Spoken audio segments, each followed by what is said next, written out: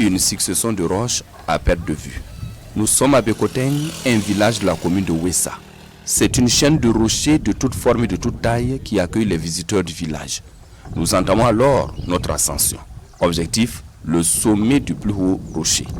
Environ une dizaine de minutes, nous voilà sur le toit du village. C'est le lieu de culte de Bekoteng. Il fut également le refuge des populations contre les esclavagistes. Avant, si l'esclavage venait, nos parents fuyaient venir rentrer dans le trou là, puis les abeilles la sauce pour envahir ceux qui viennent pour les attraper. L'esclavage n'existe plus, mais les serpents bois et les abeilles demeurent les gardiens de ce site.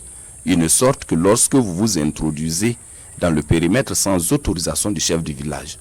Le site s'étend sur 9 km, mais la plupart des visiteurs se limitent à 4 km à cause de la fatigue.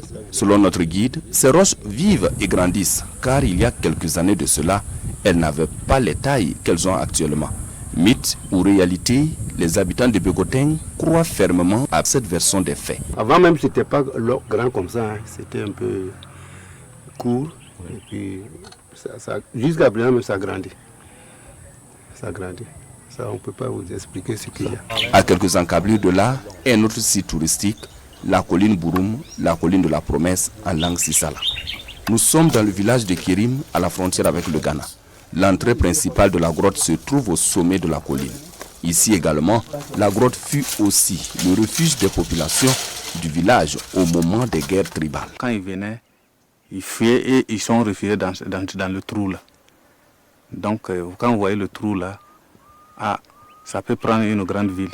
Le vieux nous a dit, après à la rentrée à partir de partie gauche, qui est un petit trou, si vous prenez à peu près 300 mètres, vous arrivez, c'est un coin c'est de l'eau seulement.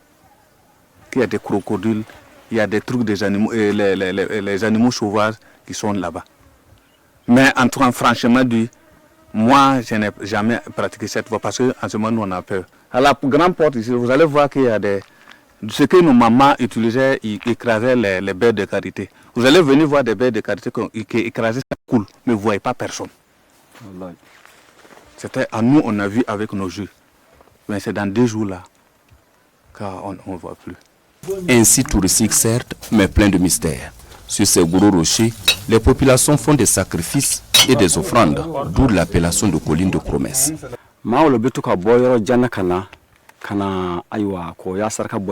Les gens viennent de partout pour leurs sacrifices. Ceux qui sont honnêtes passent par les notables.